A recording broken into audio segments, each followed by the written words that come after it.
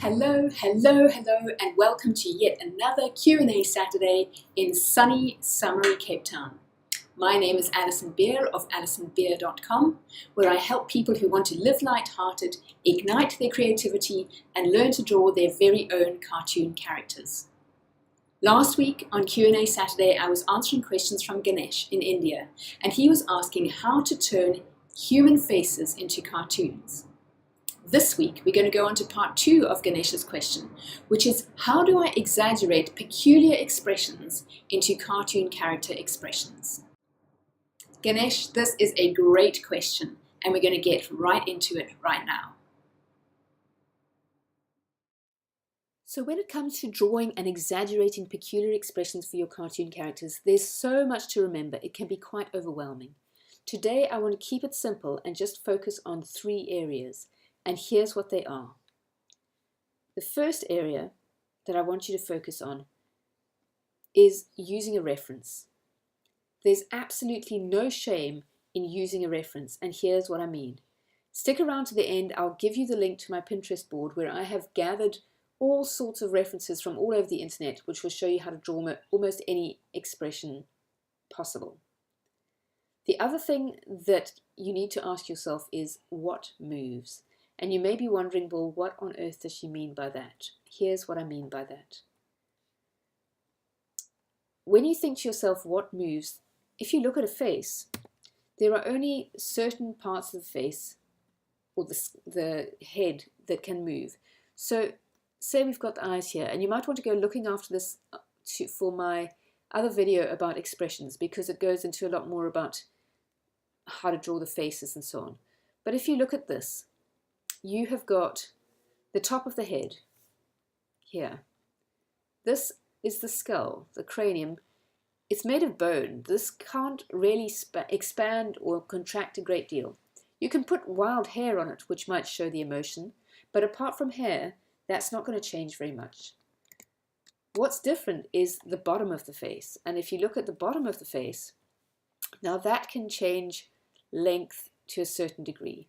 So while it'll always be a certain height from top of the head to the bottom of the chin, when the face is at rest, there are times when the chin can actually end up going lower. So for example, if we have a look at the mouth is a very, very mobile part of the face, and the mouth can become very big.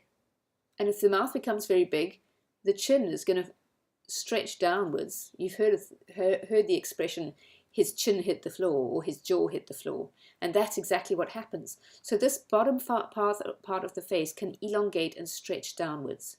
Similarly, the eyes. So if you have eyes like this, nose, mouth. Now say you got a mouth, a little smile, okay? That doesn't really affect the eyes too much.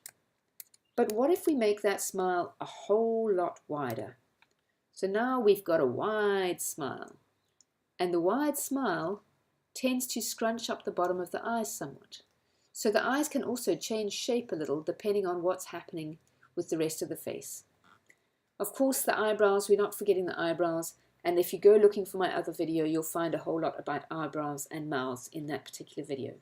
But when I say what moves, this is what I mean. How much is the bottom half of the face and the eyes being affected by the emotion or expression that we are busy drawing? So the third thing that I want you to remember is think character.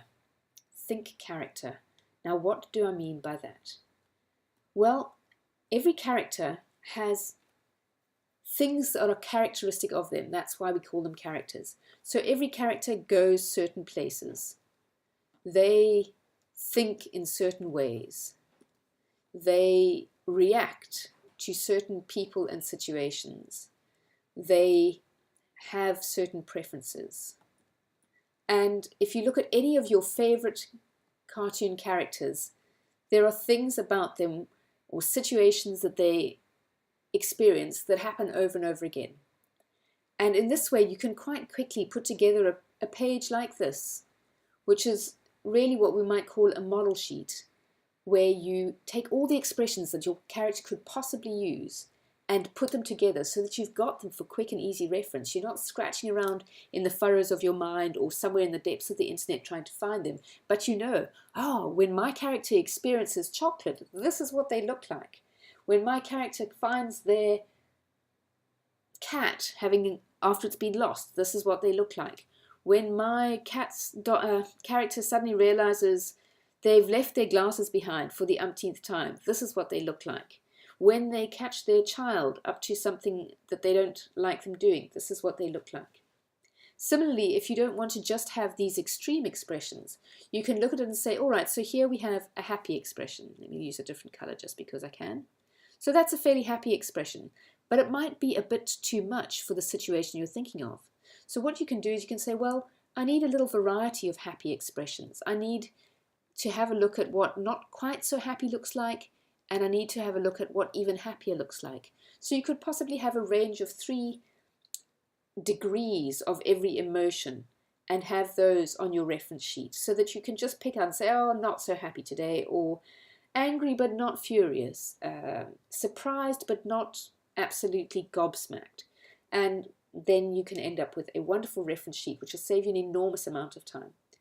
So let's just go back and have a look at what we've covered today. In summary, never be afraid or ashamed to use a reference. The best artists in the world use references. Why shouldn't you? The second thing to ask yourself is, what moves? Remember the parts of the face that can move. Basically, below the eyes, so the cheeks and down to the chin, that part of the face can scrunch up or stretch out. The eyes similarly can change shape, being scrunched up or stretched wide, and anything in between. Finally, think character. What does my character do? And what range of emotions do I need to take them through the things which make them the person that they are? Ganesh, those are my answers to your questions. I really hope you found them helpful, and thank you so much for taking the time to write. Now, it's your turn. Do you have questions or frustrations around your drawing ability? I would love to hear from you. And of course, if you'd like more tips that I only share on email, head on over to my website, www.alisonbeer.com, and sign up for email updates. Keep drawing. Every time you put pencil to paper, you know something changes and you get that little bit better. Thank you again for watching, and I'll see you next time on Q&A Saturday.